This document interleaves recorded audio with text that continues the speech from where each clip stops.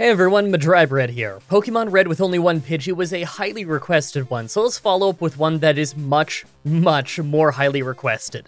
Today's the day that we figure out would I be able to beat Pokemon Gold with a team of only one Delibird? Delibird is absolutely horrible, and for the worst reason. His moves are terrible.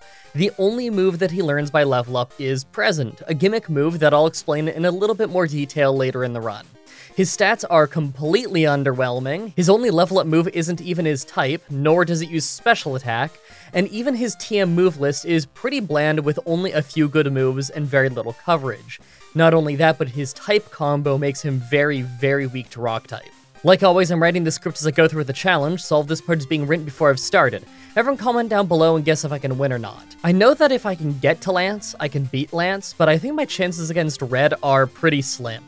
Let's explain the rules. In combat, I can only use Delibird. I'll need other Pokemon to use HMs, but I won't be allowed to use any of those Pokemon in battle.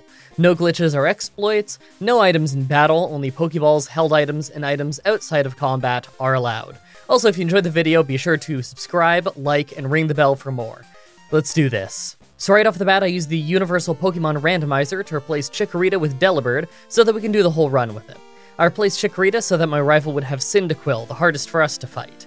A joke that I'm sure those of you who've been keeping up with the Pokemon Stadium Let's Play are now laughing about. Thanks for all the positive comments on that series, by the way. I appreciate it. So while I get to the first major area of the game, let's read up on exactly how Present works. It's supposed to have an 80% chance to deal damage based on the percentages on screen, but a 20% chance to heal the opponent for a quarter of their max health instead. As if that wasn't terrible enough, in Gold and Silver it's totally bugged, so the actual attacking and defending power of the move is based on arbitrary stat values and types. So the attack value of us doing it is only 2 because our secondary stat is flying, and the opponent's defense value will be between 0 for normal types and 27 for dark types. We're pretty much starting this run with a glitch move. I'm not even gonna lie, I don't think I fully get how this glitch is going to affect the run. I don't think I completely understand how this glitch move is going to work going in, but as far as I can tell, the glitch is only gonna make it harder for us. As far as I can tell, it can still randomly do more or less damage, but some types will simply get hurt more or less than others by this. Worst part? The glitch got fixed in Crystal, so if I had picked that one, I'd have avoided this. Oh well, the show must go on. By the time I get to the Flying Gym, I'm at level 10 and just completely ended up crushing Falconer's team. I think that's just because the second typing of his team is normal, so they have a defense value of 0 against Present. Easy win. After that though is a Hiker with 3 rock types, and here's where you can see Present fall apart. It does almost nothing in spite of the level difference. We only have 15 power points, so I don't get many chances, and the thing misses and heals the opponent all the time.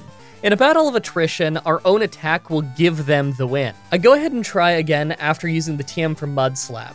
That did a far better job. I'm just happy that these Geodudes are very low leveled because Mudslap only has 20 power. Funny that Hiker Wrestle is such a threat in these runs. Next is the Bug Gym, and I just had to try it over and over, blacking out and leveling up on his team until Present decided to cooperate and give me a run where I didn't miss or heal my opponent with every other attack. I did eventually get it, but I get the feeling a lot of my early fights are going to be just like this. Right after is our rival fight, and yeah, it's exactly like that. Ghastly was easy because his part poison type, so we just used Mudslap. Present one-shot Quilava, but then Zubat took about 10 presents to take down because we just kept healing him. Even when we're in almost no danger, Present finds a way to make me useless. After that bit of frustration, I decided to spend some time trying to figure out what other TMs we can learn right now, and I found that the TM for Swift was back in Union Cave, so I go ahead and learn that. It only has 60 power, but at least it's reliable.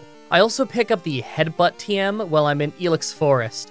It's slightly stronger than Swift and can cause flinching, but it has less power points. Having both of these will mean that I won't have to take as many trips to the Poke Center when grinding in the future though, so it's very much worth having both. I tried to fight Whitney's normal gym now that I have some regular attacking moves, but we got crushed by Miltank. We're ice and flying, so we take 4 times damage from rock moves like Miltank's rollout. So even on the first round where the power of it is still low, we take a ton of damage. I decided to just start clearing out all of the trainers in the area to level up a bit more. Our attack stat is really low and none of our moves have the same type attack bonus, so overpowering her will be hard. I could technically save up coins at the game corner and buy the TM for Blizzard, but it's so expensive and would take me so long that it might not be a realistic solution yet. 5 levels later and I try the normal gym again, and this time Whitney doesn't try to build a rollout at all.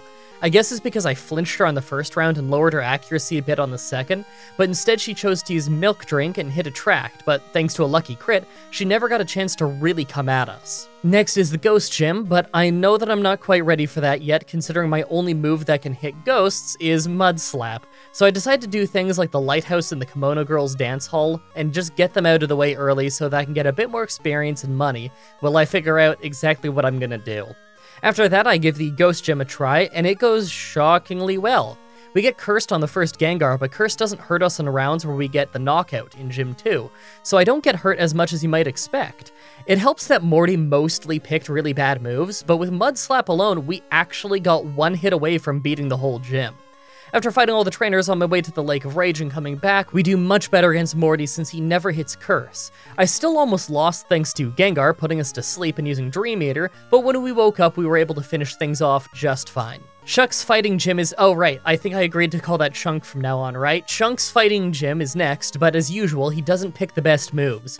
Poliwrath probably could have finished me off if he wanted to, but Dynamic Punch is a super inaccurate move, so he wasted his first turn missing it, leading me to the win a few rounds later. Right outside, I can finally pick up Fly, so I teach it to our Delibird and replace Swift. Finally, our first move with the same type attack bonus. I tried the Steel Gym just to see how well we match up, but we get crushed by the first Magnemite because of Thunderbolt, so I think it's safe to say that we should do the Ice Gym first. Before I can get in, I have to make my way through the Team Rocket hideout, but this place is pretty easy, so it's nice to get a few more levels before the Ice Gym. Once I get to the gym, though, we mopped the floor with them. They hardly even got any hits in. We get the TM for Icy Wind, though, so we replace Headbutt and finally get our first ice move. It's not very good, but it might be enough to win the Steel Gym's badge. It's a special attacking move, at least. When we get back to the Steel Gym, it goes much better this time. Mud Slap is strong enough to one-shot the Magnemite, so we can't get instantly taken out by Thunderbolt. And on Steelix, we almost went down to 1 Iron Tail when Mud Slap didn't quite do the job, but Icy Wind did quite a bit. Steelix missed the next Iron Tail since it's a pretty inaccurate move on a good day, and one last Icy Wind took it out. Next is the Rocket Takeover of Radio Tower, but like usual, we're not weak to poison types, so there's no real threat here either than our rival. Golbat is a one-shot with Icy Wind, as is Magnemite with Mud Slap. Third is Quilava though, so I Mud Slap to slower his accuracy, that's a typo. Then I get hit by Smokescreen. I wrote when get hit by Smokescreen. Was I illiterate this day? What was going on?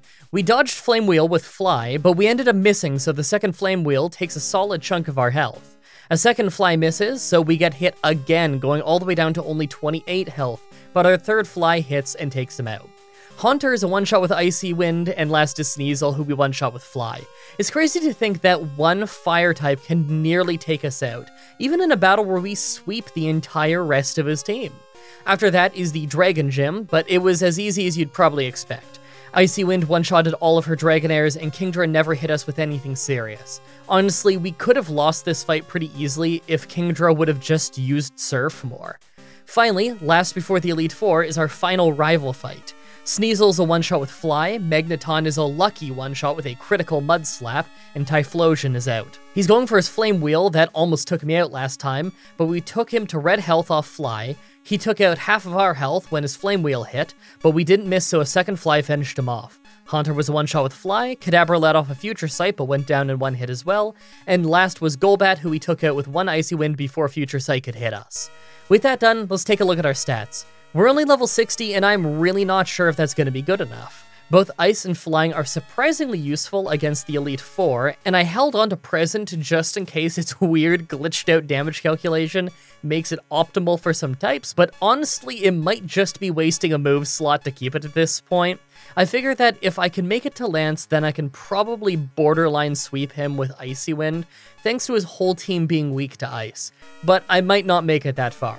Make your final guesses on if we can win this or not. Let's do this. First is Ice Trainer Will. Xatu is a one-shot with Icy Wind, as is Jinx with Fly. Slowbro is tankier though and only lost half his health before hitting Psychic for quite a bit of damage. His second Fly crits though, so he goes down, and Executor is next, but he also goes down in one Fly. Last is Xatu, but naturally it's a one-shot. Easy win. Second is Poison Trainer Koga. First is Ariados, who tries for double team, but we just one-shot him with Fly since he's bug type. And second is the much tankier Fortress. I start with Icy Wind just to see what it does, and it takes out about a quarter of his health. He wastes time with spikes, I fly up for Fly, and he explodes, missing and fainting, so when I came down from Fly, I'm hitting Muck. He used Minimize though, so I just hit Icy Wind and Mud Slap to finish him off, still at full health. Crobat is fourth and hung on just hardly from Icy Wind, but he used double team and full restore. I missed the next Icy Wind, but the one after hit and he was just using wing attack, so I took him out easily. Last is Venomoth, but that's a one-shot with Fly. Third is Fighting Trainer Bruno. First is Hitmontop, but we can't actually use Fly on him, since he has Detect and can just stop it every single time if he wants to. I tried Present, but it's still basically useless, so I had to make do with some Icy Winds instead. It's a good thing that Hitmontop just didn't hit us with some fighting moves.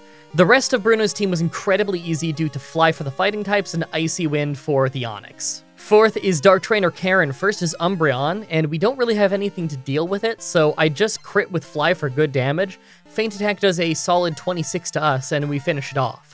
Second, though, is Houndoom, so this is really dangerous. I Mud Slap for safety just to get taken down in one Flamethrower from almost full health. I'll probably need to try this until he misses Flamethrower due to Mud Slap's accuracy drop.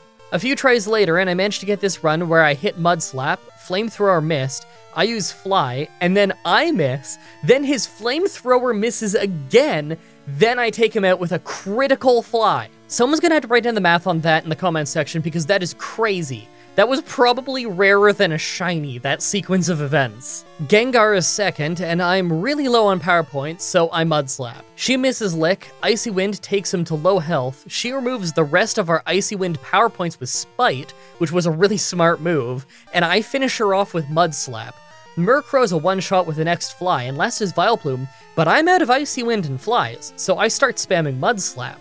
It's doing almost nothing, but it lowers her accuracy. If it wasn't for Spite earlier in this fight, I would have won by now. After her failing many stun spores though, she finally hits one, then she misses Petal Dance. A second attempt hit us, but it hardly hurt. Because of her Petal Dance though, Vileplume ended up getting confused, and we had to finish it off with Present and Confusion damage. After the fight, I use a max elixir to get our power points back since items outside of combat are allowed in the rules. Finally, Pokemon Champion Lance. First is Gyarados, and he starts making it rain while I'm in the air for Fly. So although we hit hard, we also take a lot of damage after landing.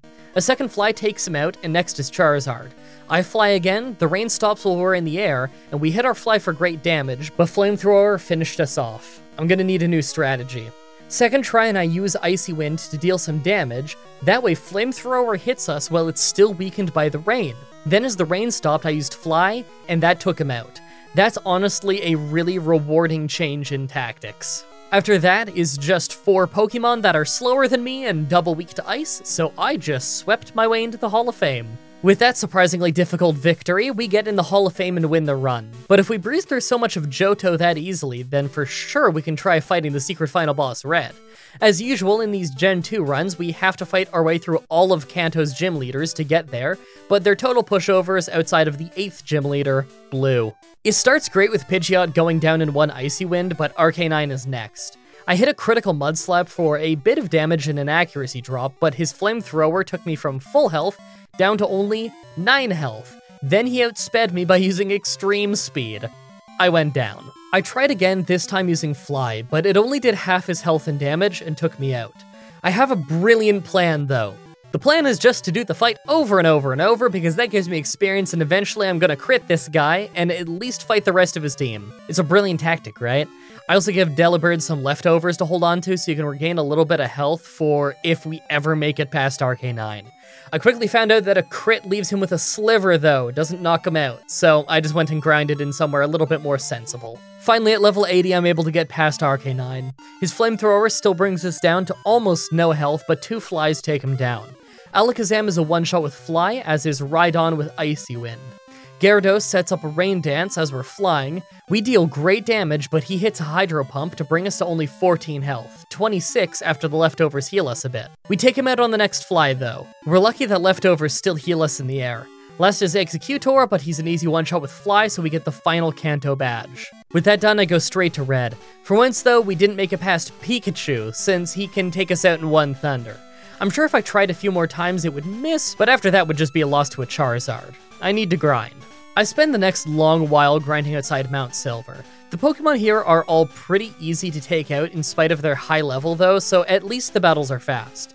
It does still feel super slow when you're this close to the final fight and have so many more levels to go though. At level 90, I try Red again, and although I'm able to take out Pikachu, I totally called it.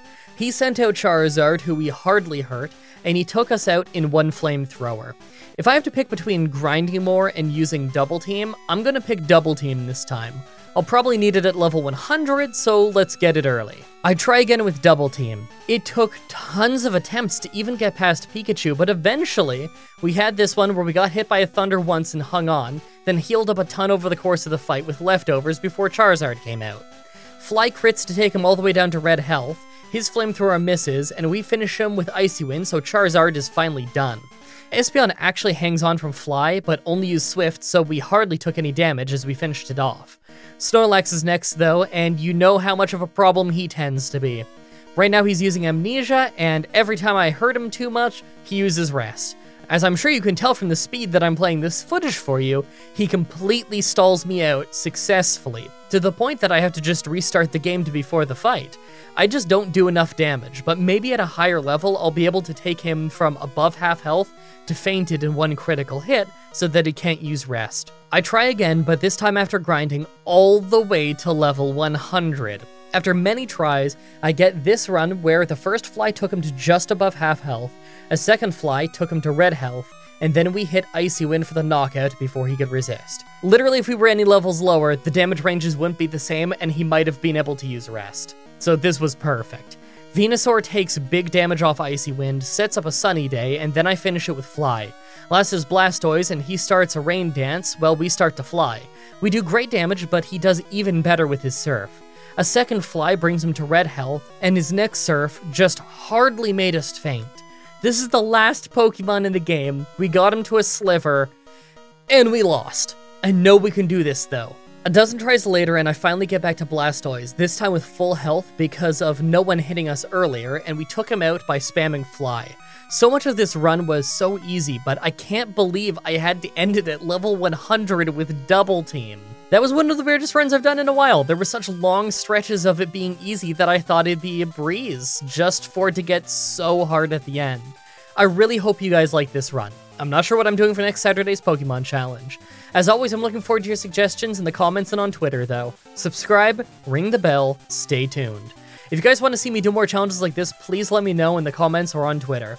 I can always use more ideas from you guys on what I should do next. Also, check out the playlist in the description if you want to watch all the Pokemon challenges that I've already uploaded. If you guys want to see more Pokemon stuff from me, my friend Whatageek and I finished a Gen 1 randomizer over on his channel, linked in the description. You can also find myself, Whatageek, and Goosit playing Pokemon Stadium here on my channel. Also, come to the Twitch TV streams and tell me that this video sent you. It's always cool to hear how you found the channel. Thank you everybody so much for watching, and until next time, have a nice day.